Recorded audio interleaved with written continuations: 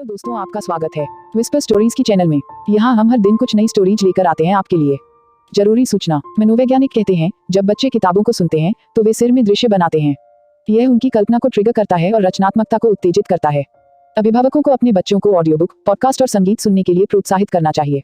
इस पुस्तक में आपका स्वागत है। इस नए एडवेंचर स्टोरीज की सीरीज में आपका स्वागत है। अपने कानों के सहारे इस ऑडियो बुक को अनुभव कीजिए। यह शेरलॉक होम्स की सीरीज है। इस कहानी का नाम है सब कुछ दिखता है, the adventure of the blue carbuncle. Christmas के बाद की ये दूसरी खुशगवार सुबह थी। मैं वाटसन शर्लॉक होम्स के साथ था। वह पर्पल रंग के ड्रेसिंग गाउन में सोफे पर बैठा था। उसके सामने टेबल पर सुबह का अखबार पड़ा था। वो उसके डेली रूटीन में शामिल था, और एक चीज थी जो उसके रूटीन में तो कतई शामिल नहीं हो सकती थी।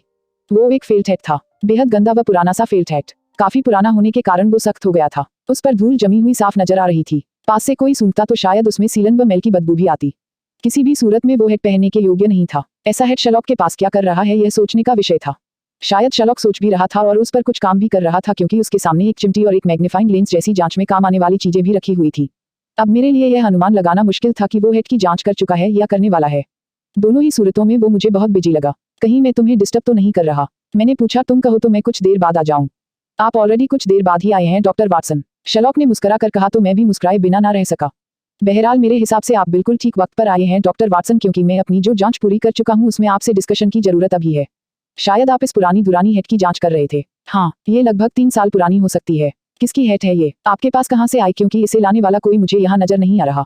हाँ, आप भी जासूसों की तरह बातें करने लगे मिस्टर वाटसन। I like. हाँ, तुम्हारी संगत का थोड़ा असर तो मुझ में भी आएगा ही। मैं उसकी बातों का रस लेते हुए बैठ गया। बाहर खिड़कियों पर बर्फ जमी हुई थी। उसके चमकदार क्रिस्टल्स बेहद आकर्षक लग रहे थे। बर्फ की ठंडक से बचने के लिए रूम के फायरप्लेस में आग जल रही थी। तुम कुछ इस हैट के बारे में बात कर रहे थे? हाँ, मुझे लगता है कि इसके साथ एक रहस्यमय कहानी जुड़ी हुई है जिसे मैं आपके साथ डिस्कस करना जरूरी समझता हूँ। यह हैट है किसकी, यह अभी मैं नहीं जानता। तो जो कुछ जानते हो वो बताओ, क्योंकि मुझे तो यह हैट कई ऐसे क्लूज देती लग रही है जिसके पीछे छुपे क्राइम पर शायद तुम्हारी नजर है।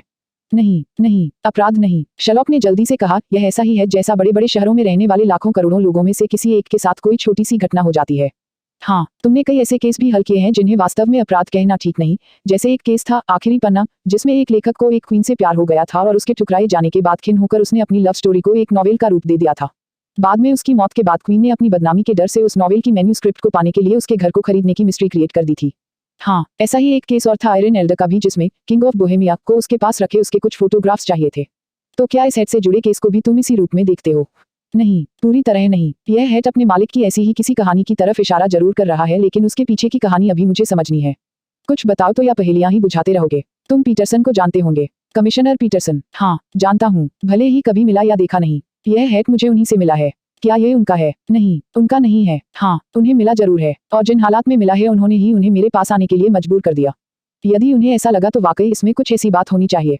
लेकिन इस हैट के साथ एक चीज और भी है। एक चीज और? हाँ, ये देखो। शर्लॉक ने मुझे एक सफेद गूस, मुर्गी जैसा लंबी गर्दन वाला पक्षी दिखाई। ये गूस? हाँ, ये भी पीटरसन को इसी हैट के साथ ही मिली। वो दोनों चीजों को मेरे पास ले आया। मैं समझता हूँ कि अभी क्रिसमस का दौर चल रहा है, तो क्यों ना हम इसे रोस्ट करने का काम पहले करें। तो क्या पीटरसन ने इसे तुम्हारी दावत के लिए दिया है? ऐसा ही समझो। शर्लॉक ने अपने नौकर के हाथ गूस को रोस्ट होने के लिए भेज दिया, लेकिन इस पार्टी में अभी देर थी। कल सुबह लगभग 4 बजे की बात है। कमिश्नर पीटरसन, जिन्हें उनके विभाग का एक होनहार ऑफिसर समझा जाता है, किसी काम से टोटेनहेम कोर्ट रोड से गुजर रहे थे। अचानक उन्होंने कुछ देखा। उन्होंने देखा कि एक लंबे कद का व्यक्ति, जिसके कंधे पर एक मरी हुई सफेद गूस लटकी हुई थी, वहां से गुजर रहा है। यहाँ तक ध्यान देने वाली कोई खास बात नहीं थी। उस आदमी ने एक हैट लगा रखा था। ये वही हैट है। हाँ, जैसे ही वो कुछ आगे बढ़ा, कुछ बदमाशों ने उसे घेर लिया। पीटरसन यह देखकर रुक गए। उनमें से एक ने अपने हाथ में पकड़ी हुई छड़ी से उसका हैट पीछे को उलट दिया। शायद वो उनके दल का लीडर था। हैट वाला आदमी खुद को घिरे पाकर घबरा गया था। छड़ी वाले ने अपनी छड़ी को उसे मारने को ऊपर उठाया तो वो पीछे दुकान की खिड़की के शीशे से टकरा गई, जिससे शीशा टूट गया और उसकी जोरदार आवाज हुई। उसी पल पीटरसन उस आदमी को बचाने को दौड़े। शीशा टूटने की आवाज और एक वर्दीधारी पुलिस वाले को आते देखकर बदमाश भी घबरा गए, और वो आदमी भी। हैट वाला आदमी अपने कंधे पर पड़ी गूस को वहीं फेंककर भाग खड़ा हुआ। बदमाश भी वहां नहीं रुके। वो सब भी ऐसे भाग गए जैसे जंग के मैदान से दुश्मन मैदान छोड़कर भागते हैं। पीटरसन ने देखा कि जब सभी भाग गए हैं तो फिर वो वहां क्या कर रहा है। उसने उस हैट को और गूस को उठाया और यहाँ चला आया। उसके यहाँ आने का कारण ये हैट और वो गूस ही थी। पीटरसन चाहते होंगे कि ये चीजें जिसकी हैं उसका पता लगाकर उसे लौटा दी जाएं, और ऐसा काम तुम्हारे अलावा कोई दूसरा नहीं कर सकता था। तो क्या तुमने इन दोनों चीजों की जांच करके इनके मालिक का पता लगा लिया? इनकी जांच तो एक नई मिस्ट्री पैदा कर रही है। कैसी मिस्ट्री? गूस के बाएं पांव पर एक कार्ड बंधा हुआ था जिस पर लिखा था, मिसेज हेनरी बेकर के लिए। तो उस आदमी ने जो हैट पहना था उसकी लाइनिंग पर अंग्रेजी के 2 शब्द लिखे हैं, H और B। ये दोनों शब्द भी हेनरी बेकर के इनिशियल्स हो सकते हैं। यानी इस हेड वाले आदमी का नाम हेनरी बेकर हो सकता है। अब समस्या ये है कि शहर में हजारों बेकर हो सकते हैं और सैकड़ों हेनरी बेकर। कैसे पता लगे कि इन चीजों का मालिक कौन है? सही हेनरी बेकर को ढूंढकर उसकी अमानत उस तक पहुंचाना आसान नहीं होगा। लेकिन गूस को तो तुमने रोस्ट करने को दे दिया। यह मैं बाद में बताऊंगा, मगर मैं समझता हूँ कि ऐसा करना जरूरी था। तो अब तुम उस आदमी का पता लगाकर उसका हेड उस तक कैसे पहुंचाओगे? इसके लिए मैंने इस हेड की बारीकी से जांच की। इसकी जांच में मैंने उसकी पहचान पाली है। मजाक कर रहे हो क्या? हेड से किसी की पहचान कैसे हो सकती है? उसी के लिए तो इस लेंस को मंगाया था, लेकिन केवल एक हेड से पहचान। ध्यान से देखो। मैंने हेड को उठा लिया। उसे ध्यान से देखा कि वो एक साधारण सा काले रंग का गोलाकार हेड था। सभी हेड गोल होते हैं। वो बेहद गंदा था। कोई पहनेगा और उसे धोएगा नहीं तो यकीनन गंदा ही होगा। इस समय तो वो पहनने के भी लायक नहीं था। मुझे तो उसमें लाख सिर खपाने पर भी कोई ऐसा खास क्लू दिखाई नहीं पड़ा था जो किसी की पहचान को उजागर कर रहा हो। उस पर हेड बनाने वाली कंपनी का नाम तक नहीं लिखा था। एक साइड में इंग्लिश के H और B अवश्य लिखे थे, पर उनसे क्या पता चल सकता था? उसको ठोड़ी पर बांधने वाला इलास्टिक भी टूटा हुआ था। एक बात और थी कि वो इतना मैला कुचैला हो गया था कि कई जगह से तो उसके धब्बे छुपाने के लिए काले रंग का इस्तेमाल भी किया गया था। मुझे तो इसमें कुछ भी खास दिखाई नहीं पड़ रहा है। मैंने उस हेड को वापस शर्लॉक को दे दिया। मेरे दोस्त वाटसन, दिखाई तो इसमें सब कुछ पड़ रहा है, लेकिन तुम देख नहीं पा रहे हो। हाँ, मैं स्वीकार करता हूँ कि मेरे पास तुम्हारे जैसी नजर नहीं है। अब तुम बताओ भी। उसने हेड को मेरे हाथ से ले लिया। फिर वो उस हेड की विशेषताएं बताने लगा। अब मैं आपको बताता हूँ कि इस हेड में वे कौन सी चीजें हैं जो उस इंसान की पहचान को उजागर करती हैं और प्रूव करती हैं कि इसे पहनने वाला आखिर कैसा इंसान होगा। वह इंसान कभी बहुत पैसे वाला रहा हो सकता है। पिछले 3 सालों तक उसकी हालत अच्छी रही होगी, लेकिन अब पिछले कुछ समय से शायद वो अपने बुरे दौर से गुजर रहा है। ये इंसान लोगों की निगाहों में अपनी सेल्फ रिस्पेक्ट बनाए रखना चाहता है। इस इंसान के बाल ग्रे रंग के हैं और इसने अभी कुछ दिनों पहले ही अपने बालों की कटिंग करवाई है। चौड़े माथे और बड़े सिर वाला ये इंसान नींबू की खुशबू वाली क्रीम लगाता है। ये इंसान अपनी पत्नी को भले ही चाहता हो, पर इसकी पत्नी इसे प्यार नहीं करती। ये जो भी है अपने घर में लैंप की बजाय मोमबत्ती का इस्तेमाल करता है। मैं आश्चर्य के साथ शर्लॉक का मुंह ताक रहा था। उसने इतना कुछ बता दिया था और मैं इनमें से एक भी बात नहीं बता पाया था। अब तुम ये जरूर जानना चाहोगे कि मैंने ये सब कैसे जाना। मरा जा रहा हूँ। ये हेड लगभग 3 साल पुराना है। यह बेस्ट क्वालिटी का हेड है, काफी महंगा, जिसे उस समय वही खरीद सकता था जिसकी माली हालत काफी अच्छी हो। लेकिन यदि इस इंसान ने खराब होने के बाद भी भविष्य में ऐसा दूसरा कोई हेड नहीं खरीदा, तो इसका मतलब यही हो सकता है कि भविष्य में चलकर उसकी माली हालत खराब हुई होगी। यहाँ तक कि कई जगह से घिस जाने के बाद भी उसने हेड की खूबसूरती को बनाए रखने के लिए उन जगहों पर काला रंग भी किया हुआ है। इससे यह पता चलता है कि वो सेल्फ रिस्पेक्ट के मामले में गंभीर है और लोगों के सामने अपनी फाइनेंशियल पोजीशन का पता नहीं चलने देना चाहता। लेंस द्वारा हेड के अंदर की तरफ की लाइनिंग की जांच करने पर मैंने वहां ताजे कटिंग किए गए बालों को फंसे देखा। ये एक ही साइज के बारीक बालों के टुकड़े थे, जैसे किसी नाई की दुकान से कटिंग करवाकर लौटे किसी इंसान के सिर में छूटे रह जाते हैं और अक्सर नहाते समय तौलिए या नहाने के साबुन इत्यादि पर भी दिखाई पड़ते हैं। हेड की इसी लाइनिंग पर लाइम क्रीम की खुशबू भी आती है।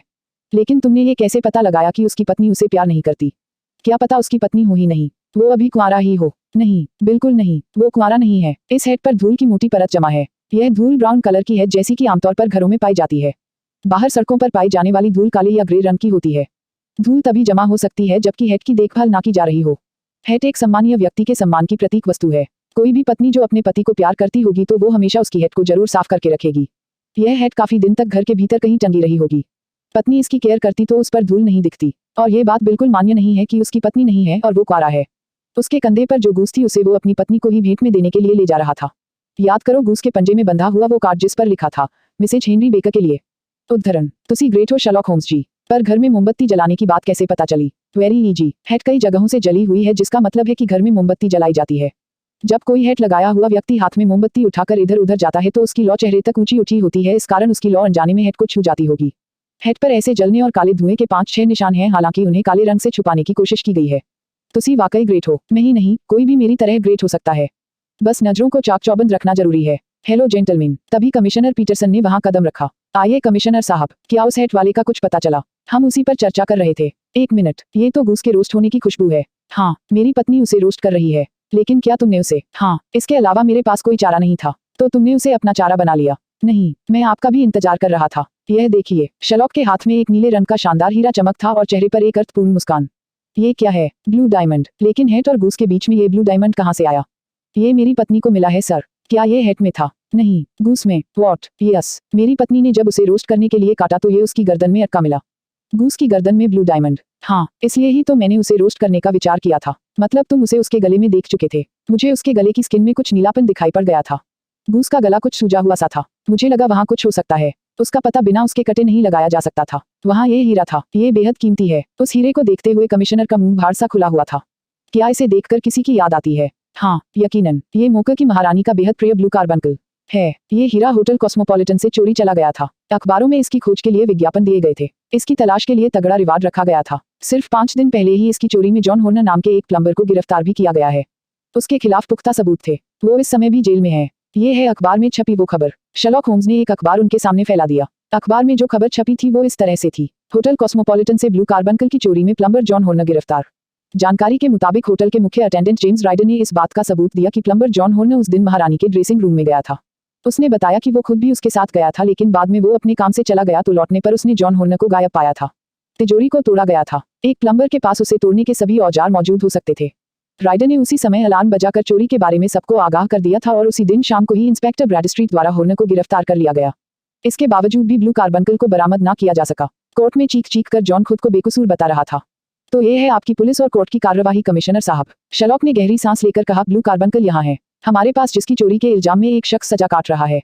ये हमें मिला है एक गूस के गले में। गूस हमारे पास पहुंची है किसी हेनरी बेकर नाम के इंसान द्वारा, जो एक गंदा सा हैट पहनता है, और मैं उसके बारे में बताकर मिस्टर वाटसन को काफी बोर भी कर चुका हूँ। ब्लू कार्बनकल उस इंसान के पास कैसे पहुंचा, यह पता लगाने के लिए उस इंसान हेनरी बेकर का मिलना बहुत जरूरी है। इसके लिए हमें तुरंत अखबारों में एक एडवर्टाइजमेंट देना होगा। यह काम तुरंत होना जरूरी है कमिश्नर साहब। लेकिन एडवर्टाइजमेंट देने से काम ना चला तो? मेरा मतलब अगर वो इंसान हेनरी अखबार ही ना पढ़ता हुआ हो तो फिर हम क्या करेंगे? फिर हम उस तक पहुंचने का कोई दूसरा रास्ता निकालेंगे। हम अखबार में कैसा विज्ञापन देंगे? मैंने पूछा। मेरे विचार में मुझे एक कागज और पेंसिल की जरूरत है। मैंने उसे कागज और पेंसिल लाकर दिए। उसने लिखा, गॉड स्ट्रीट पर क्रिसमस की सुबह पाया गया एक काला हैट और गूस जो किसी हेनरी बेकर का है। यदि हेनरी बेकर इस विज्ञापन को पढ़े तो 22 बी बेकर स्ट्रीट से आकर अपनी चीजें ले सकते हैं। हमारी सफलता इस बात पर निर्भर करती है कि वो इसे पढ़े। वो इसे जरूर पढ़ेगा क्योंकि उसने अपनी कीमती चीजों को खोया है। घटनास्थल पर एक खिड़की का कांच भी टूटा है। फिर इस घटना में एक उच्च पुलिस अधिकारी भी इन्वॉल्व हुआ है। वो जरूर जानना चाहेगा कि उस घटना का क्या अंजाम हुआ। फिर हम उसका नाम बड़े शब्दों में छपवा रहे हैं। वो कम से कम अपना नाम अखबार में देखकर जरूर उस खबर को पढ़ने के लिए मजबूर होगा। हो सकता है कोई दूसरा भी उसे उसके नाम के कारण इस समाचार के बारे में बता दे। पर यह समाचार आज शाम के अखबारों में छप जाना चाहिए। यह काम मैं तुरंत पूरा करवाता हूँ। लेकिन इस हीरे का क्या करना है मिस्टर पीटरसन? इसे अभी मेरे पास ही रहने दें। यह आपके पास सुरक्षित रहेगा। एक काम और भी आपको करना होगा कमिश्नर पीटरसन। वो क्या? एक गूस मुझे शाम से पहले भिजवानी होगी ताकि यदि वो इंसान मेरे पास आए तो मैं उसे उसकी सभी चीजें लौटा सकूं। मैं समझ गया। पीटरसन के जाने के बाद शर्लॉक ने उस हीरे को उठाया। सचमुच ये इतना आकर्षक और बेशकीमती है कि किसी का भी मन इसे चुराने को ललचा सकता है। वैसे भी इस हीरे के काले इतिहास को मैं जानता हूँ। इसके पीछे 2 खून हो चुके हैं। इसके लिए एक शख्स आत्महत्या कर चुका है। कई बार इसे लूटने की नाकाम कोशिशें हुई हैं। समझ में नहीं आता कि ऐसे खूनी इतिहास रखने वाले हीरे को चुराने वाले को इससे क्या हासिल होना है। या तो जेल या फांसी या कोई भारी मुसीबत। अभी मैं इसे अपने लॉकअप में रख देता हूँ और हमें महारानी को भी इन्फॉर्म कर देना चाहिए ताकि वो चैन की सांस ले सके। क्या तुम मानते हो कि प्लम्बर जॉन हॉर्नर इस केस में निर्दोष होगा? अभी नहीं कह सकता। क्या हेनरी बेकर इसका चोर होगा? मुझे नहीं लगता कि ऐसा होगा। मुझे लगता है कि उसे तो शायद पता भी नहीं होगा कि इस गूस में कोई कीमती हीरा भी है। यदि वो हमारा विज्ञापन पढ़कर हमारे पास पहुंचता है तो इसका पता तो कुछ क्षणों में ही लग जाएगा। तो अभी फिलहाल इस केस से संबंधित तुम्हारे पास कुछ करने को नहीं है? नहीं। तो फिलहाल मैं अपने एक पेशेंट को देखने जा सकता हूँ, लेकिन मैं शाम को इस केस का अंजाम देखने जरूर समय पर पहुंच जाऊंगा। यह कहते हुए मैं चला गया। मैं शाम होने का बेचैनी से इंतजार कर रहा था। शाम को जब मैं वापस बेकर स्ट्रीट पहुंचा तो मैंने वहां एक लंबे इंसान को खड़े पाया जिसने लंबा कोट पहना हुआ था। थोड़ी ही देर में वो और मैं शर्लॉक होम्स के सामने थे। उसने अपना वही परिचय दिया जो मैं उसके लिए एक्सपेक्ट कर रहा था। मुझे हेनरी बेकर कहते हैं। मुझे आपका ही इंतजार था। शर्लॉक ने कहा, क्या यह हैट आपका ही है? हाँ। वो बुरे पल थे जब घबरा कर मैं इसे छोड़कर चला गया था। वो बेहद शालीनता के साथ पेश आ रहा था। वो बेहद शिष्टता के साथ बोल रहा था। उसने अपने हैट की तरफ देखते हुए कहा था। मैं देख रहा था कि उसके बाल छोटे थे। उसने कुछ दिन पहले ही कटिंग करवाई थी, जैसा शर्लॉक ने कहा भी था। हमने आपका हैट तो संभाल कर रखा, लेकिन आपकी बट को हम खा गए क्योंकि इतने दिन तक उसे संभाल कर रखना संभव नहीं था। मैं तो दोनों ही चीजों को खो चुका था। अब कम से कम मुझे मेरा हैट तो मिला। ये मेरे पुराने अच्छे दिनों की इकलौती यादगार है। उसने अपनी उस माली हालत को खुद ही स्वीकार किया जिसे शर्लॉक उसका हैट देखने के बाद पहले ही बता चुका था। लेकिन हमने आपके लिए दूसरी गूस का इंतजाम करवा दिया है। हाँ, उसे मैं अपनी पत्नी को उपहार में देना चाहता था। वो काफी दिनों से रोस्ट गूस खाने की इच्छा कर रही थी। मैं उसे खरीद पाने की हैसियत में नहीं था। हाँ, लेकिन फिर भी आप चाहें तो हमने उसके टूटे पंख, पंजे, चोंच व पेट का वेस्ट वगैरह संभाल कर रखे हैं। आप उन्हें ले सकते हैं। शर्लॉक ने ऐसा मजाक क्यों किया था, यह मेरी समझ के बाहर था। आप मजाक कर रहे हैं? वो इस मजाक पर थोड़ा हंसा। हाँ, शायद। शर्लॉक ने कहा, अब आप अपनी हैट ले सकते हैं। उसने हैट उठा ली। और वो रही आपकी goose. Thank you very much. क्या आप मुझे बता सकते हैं कि आपने वो सफेद बट कहाँ से खरीदी थी, क्योंकि वो एक अच्छी मांसल किस्म की गूस थी। मुझे अक्सर खरीदनी होती हैं। मैं सोचता हूँ कि भविष्य में वहीं से खरीदूंगा। इसके लिए आपको गूस क्लब का मेंबर बनना होगा। ये क्लब अल्फा इनके पास है। Okay mister Henry, thanks. इसके बाद हेनरी चला गया। शर्लॉक वापस मेरी तरफ पलटा। आप सोच रहे होंगे कि मैंने उसे जाने क्यों दिया? हाँ, जाने देना ही था तो फिर अखबार में विज्ञापन देकर उसे यहाँ बुलाया ही क्यों था? मैं उसे देखकर ही समझ गया था कि वो हीरे के बारे में कुछ नहीं जानता। कैसे? इसके लिए मैंने उसे गूस के पंख, पंजे इत्यादि ले जाने की ऑफर दी थी। यदि उसे हीरे का पता होता तो वो गूस की वेस्ट को भी ले जाने की बात करता, क्योंकि उसे गूस के पेट के वेस्ट में अपना हीरा मिलने की पूरी उम्मीद होती। ओह, और वैसे भी फिर वो घटना के वक्त गूस को छोड़कर न भागता, उसे ले जाने की कोई ना कोई कोशिश जरूर करता। इसके बाद 15 मिनट में हम लोग अल्फा इन पर बने ब्लूम्सबरी क्लब में थे। वहां पहुंचकर शर्लॉक ने एक खुरदुरे चेहरे वाले को 2 गिलास बियर का ऑर्डर दिया। जब वो बिल लेकर आया तो शर्लॉक ने कहा, आपकी बियर भी आपके गूस की तरह ही स्वादिष्ट थी। क्या मतलब? हम गूस नहीं बेचते। हाँ, मैं जानता हूँ। हमें अभी कुछ देर पहले ही मिस्टर हेनरी बेकर ने आपके क्लब के बारे में बताया है। वो आपके क्लब का मेंबर है। ओह, लेकिन वो गूस हमारे क्लब में नहीं पाली जाती। मैंने क्लब के सदस्यों के लिए लगभग 2 दर्जन गूस कोवेंट गार्डन मार्केट के एक सेल्समैन ब्रेकिंगरिज से खरीदी थी। ओह, मैं उसे नहीं जानता। बहरहाल इस जानकारी का शुक्रिया मिस्टर। उसके बाद हम दोनों वहां से कोवेंट गार्डन मार्केट चल पड़े। शर्लॉक ने कहा, अब इस ब्रेकिंगरिज की तलाश करनी होगी, क्योंकि इस केस में एक इंसान को 7 साल की सजा हो सकती है। मुझे लगता है कि पुलिस ने अपनी जांच ठीक से पूरी नहीं की। यदि मैं ऐसा कर सकूं तो हो सकता है कि हम प्लम्बर जॉन हॉर्नर के विरुद्ध कोई पुख्ता सबूत ढूंढ सकें, या फिर हो सकता है कि हमारी इन्वेस्टिगेशन से वो निर्दोषी साबित हो। हम शीघ्र ही कोवेंट गार्डन मार्केट में एक दुकान के सामने खड़े थे जिस पर ब्रेकिंगरिज का नाम लिखा था। फिलहाल इसी एजेंट की हमें तलाश थी। उस वक्त वो अपनी दुकान का शटर गिरा रहा था, यानी दुकान बंद कर रहा था। ब्रेकिंगरिज से हमें बड़ी मुश्किल से मिसेज ऑक्सशॉट और उसके पोल्ट्री फार्म का पता लगा। ब्रेकिंगरिज कुछ अडेल टाइप का इंसान था। वो उस जगह का पता बताने को तैयार नहीं था जहां से वो उन बर्ड्स को लाया था। शायद उसे अपने धंधे के डूबने का खतरा हो रहा था। उसे लग रहा था कि कहीं हम वहां जाकर उसी से ही सीधे गूस ना खरीद लें। शर्लॉक को पता जानने के लिए ट्रिक का इस्तेमाल करना पड़ा। फिर जैसे ही हम वहां से जाने लगे तो एक भारी चेहरे वाला व्यक्ति उसकी दुकान में घुसा और आते ही तोड़फोड़ मचाने लगा। मैं शर्लॉक के इशारे पर ठिठक कर रुक गया और हम दोनों वह दृश्य देखने लगे। वह व्यक्ति चीख कर कह रहा था, अगर अब तुमने मुझे नहीं बताया कि मिसेज ऑक्सशॉट से खरीद कर लाई हुई गूस तुमने किस किस को कहां कहां बेची है तो मैं तुम्हारी जान ले लूंगा। लेकिन तुम ये क्यों जानना चाहते हो? उनमें से एक गूस मेरी भी थी जो भूल से तुम्हारे पास चली गई। इस भूल के लिए तुम मिसेज ऑक्सशॉट को दोष दो और उनके पास जाओ। मैं क्या कर सकता हूँ? तुम बस मुझे उन लोगों के नाम पते बता दो जिन्हें तुमने वो गूस बेची हैं। अगर तुम यहाँ से फौरन नहीं गए तो मैं तुम्हें एक पता तो जरूर बता सकता हूँ। अस्पताल का। वो उससे भी 4 गुना तेज स्वर में चिल्लाया। हम इनकी लड़ाई में क्या कर रहे हैं? मैंने पूछा। इनकी लड़ाई के कारण हमारा मिसेज ऑक्सशॉट के यहाँ जाने का फालतू का चक्कर बच गया। क्या मतलब? मतलब अभी पता लग जाएगा। ब्रेकिंगरिज ने उस व्यक्ति को जोर से धक्का देकर बाहर का रास्ता दिखा दिया था। फिर इससे पहले कि वो वापस अंदर जाता शर्लॉक ने उसका हाथ पकड़ लिया। उसने घूरकर शर्लॉक को देखा। मुझे लगा कि कहीं वो हाथ ना उठा दे, पर इसके लिए शर्लॉक तैयार था। उस व्यक्ति ने ऐसी कोई कोशिश नहीं की थी। शर्लॉक ने उससे कहा, तुम्हारी गूस के बारे में वो सचमुच कुछ नहीं जानता।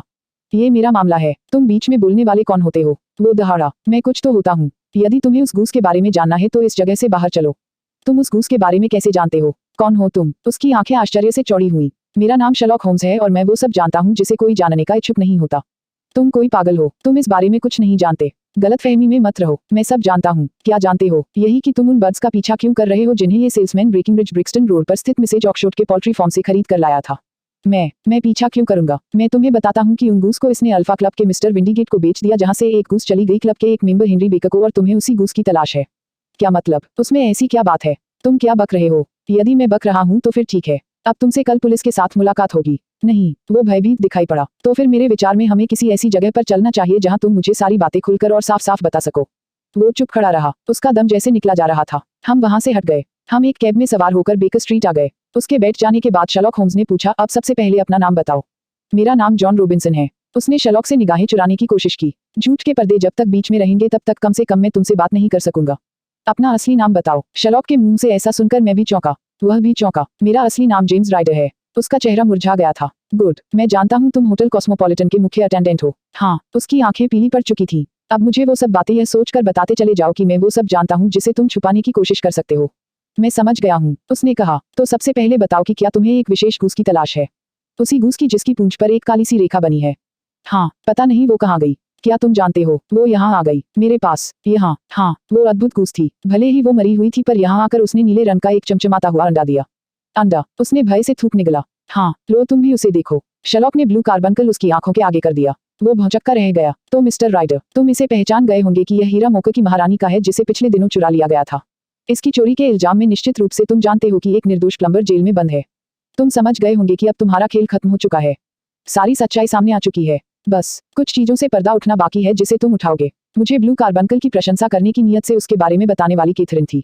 कैथरीन कुसाक, वो महारानी की मेट थी। ओह, हीरे के बारे में पता चलने पर तुमने उसे चोरी करने करके रातों रात अमीर बन जाने की योजना बना ली। यह सचमुच आसान था अमीर बनने के लिए। पुलिस को बरगलाने के लिए तुमने योजना के मुताबिक प्लम्बर जॉन हॉर्नर को बाथरूम की फिटिंग्स ठीक करने के लिए वहां भेजा ताकि चोरी करने के बाद तुम उस पर आरोप लगा सको। दुर्भाग्य से वो इस केस में फंस भी गया। यह सुनते ही वो शर्लॉक के पांवों पर गिर पड़ा। वो रोने लगा। मुझ पर रहम करो प्लीज। मेरे बूढ़े माता पिता के बारे में सोचो। अगर मुझे जेल हो गई तो वो रो रो कर मर जाएंगे। मैं सौगंध लेता हूँ कि आगे से कभी ऐसा काम नहीं करूंगा। वैसे भी हीरे को चुराने के बाद मेरी आत्मा मुझे धिक्कार रही है। जॉन हॉर्नर जेल में है, यह बात मेरी आत्मा पर बोझ है। मैं हीरे की खोज कर रहा था ताकि उसे पुलिस तक पहुंचाकर किसी तरह से जॉन को जेल से छुड़वा सकूं। मेरी बात का यकीन करो, मैं तुम्हें सब कुछ बता दूंगा पर मुझे पुलिस के हवाले मत करना। अपने लिए ऐसे हालात तुमने खुद पैदा किए हैं। अपराध करने से पहले तुमने एक बार भी जॉन हॉर्नर के बारे में नहीं सोचा। हाँ, मैं उसका कसूरवार हूँ। इसके बारे में हम बाद में बात करेंगे। फिलहाल तुम मुझे ये बताओ कि ये हीरा गूस में और गूस बिकने के लिए बाजार में कैसे पहुंच गई। जेम्स राइडर ने अपनी सूखी जुबान पर जीभ फेरी फिर बोलने लगा। मैं आपको बताता हूँ कि क्या कैसे हुआ। ब्लू कार्बंकल को चुराने के बाद मेरे सामने सबसे बड़ी समस्या इसे पुलिस की सरगर्मी खत्म होने तक पुलिस और दूसरे लुटेरों से बचाने और छुपाने की पैदा हुई, क्योंकि मैं कोई पेशेवर अपराधी नहीं था। अगर किसी को इसके बारे में पता चल जाता तो शायद वो इस हीरे के लिए मुझे मार ही डालता। मैं एक ऐसे आदमी को जानता था जो मुझे हीरे को बिकवाने में मेरी मदद कर सकता था, लेकिन वो किल्बिन में रहता था। हीरे को बेचने के लिए उसे छुपा कर ले जाना भी जरूरी था। मुझे लगा ये काफी मुश्किल काम है। मैं बहुत घबरा गया। मैं चोरी पर पछता रहा था। इसी उधेड़बुन में मैं अपनी बहन के घर चल पड़ा। यह सच है सर कि यदि आप ईमानदार हैं तो आप फख्र से सिर ऊंचा करके समाज में चल सकते हैं। आपको किसी का भय नहीं। लेकिन यदि आप एक अपराधी हो जाते हैं तो आप अपने आप से भी छुपने लगते हैं।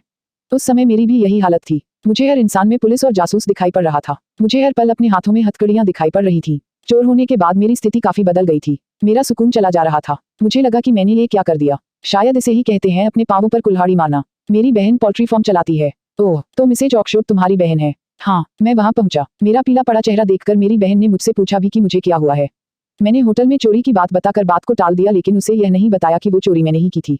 उसकी मुर्गियां मेरे आसपास दाना खाते हुए घूम रही थी। अचानक मेरे दिमाग में एक आइडिया आया। मैं खुशी से झूम उठा। मुझे लगा उस वक्त उस मनहूस हीरे से छुटकारा पाने का यह सचमुच एक अच्छा तरीका हो सकता था। वास्तव में मेरी बहन ने क्रिसमस पर मुझे एक गूस देने का वादा किया था। मैंने यही सोचकर ब्लू कार्बंकल एक खास निशान वाली मुर्गी को खिला दिया कि जब मेरी बहन मैगी मुझे गूस लेने को कहेगी तो मैं आकर इसी गूस को ले जाऊंगा।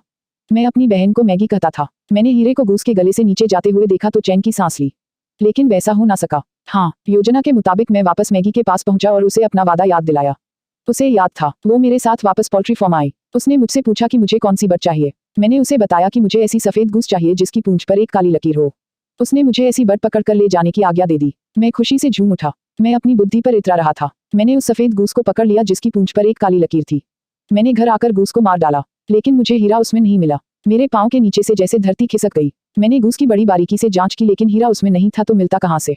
मुझे लगा कि गूस चुनने में गलती हो गई है। तुम वापस गए होंगे? हाँ, लेकिन वहां अब एक भी गूस नहीं थी। मैं चीख पड़ा, मैगी, वो सारी बर्ड्स कहाँ गईं? वे सब तो बिक गईं। उन्हें कौन ले गया? मेरा परमानेंट ग्राहक ब्रेकिंगरिज। उद्धरण। उफ, क्या उसमें एक और भी ऐसी गूस थी जिसकी पूंछ पर काली धारी हो?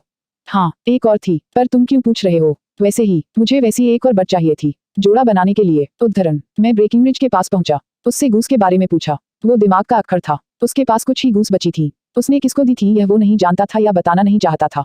उसने एक दो के बारे में बताया भी, लेकिन जब मैं उनके मालिकों के पास पहुंचा तो उनमें वह गूस नहीं थी। वो मुझे सभी गूस मालिकों के बारे में नहीं बता रहा था, इसलिए मुझे उस पर गुस्सा आ गया था और मैंने उस वक्त उसका गला पकड़ लिया था। संयोग से आप भी उस वक्त वहीं थे। अब तुम यहाँ से चले जाओ। क्या? वो चकित भाव से शर्लॉक का चेहरा देख रहा था। कुछ कहने की जरूरत नहीं, जाओ यहाँ से। जेम्स राइडर बिना कुछ बोले वहां से चला गया। तो आपने देखा मिस्टर वाटसन की आखिर हमारे हाथ असली अपराधी तक पहुंच ही गए। हाँ, लेकिन तुमने उसे जाने क्यों दिया? यह सच है कि इसने एक निर्दोष को संकट में डाला था। वह मुजरिम था, लेकिन फिर भी मैंने उसे जाने दिया क्योंकि उसे अपनी गलती का एहसास हो चुका था। वो बहुत डर गया था। वो भविष्य में ऐसी गलती नहीं दोहराएगा, यह बात वो भी समझ गया है और मैं भी। सजा का अर्थ भी तो व्यक्ति में सुधार की भावना लाना ही होता है। फिर ये क्रिसमस का अवसर है, क्षमा का दिन। हीरे की बरामदगी हो चुकी है। हीरा एक गूस के पेट से बरामद हुआ है। यह बात कमिश्नर पीटरसन का बयान भी साबित कर देगा। जॉन हॉर्नर ने चोरी नहीं की तो डिफेंस लॉयर की क्रॉस क्वेश्चनिंग में निश्चित ही वो छूट जाएगा। और मैं जानता हूं कि पुलिस ऐसी पुख्ता इन्वेस्टिगेशन करके कभी उस कहानी तक नहीं पहुंच पाएगी जिस तक तुम जा पहुंचे, क्योंकि तुम मास्टर डिटेक्टिव शर्लॉक होम्स हो और शर्लॉक होम्स को सब कुछ दिखता है। यह आपके व्यक्तिगत विचार हैं, इस बारे में मैं कुछ नहीं कहूंगा। लेकिन पेट में कूदते हुए चूहे भी तुम्हें दिख रहे हैं या नहीं? ओह, मैं अभी श्रीमती जी को खाना लगाने को कहता हूँ, मुस्कुराते हुए शर्लॉक होम्स ने कहा और फिर दोनों डाइनिंग टेबल के आसपास पड़ी कुर्सियों पर जा जमे। भीतर रसोई में से रोस्ट मुर्गी की खुशबू आ रही थी। और यहीं पर खत्म होती है हमारी कहानी। अगर आपको यह वीडियो पसंद आया तो लाइक, सब्सक्राइब और शेयर कीजिए। और हम मिलते हैं किसी नए वीडियो में। धन्यवाद।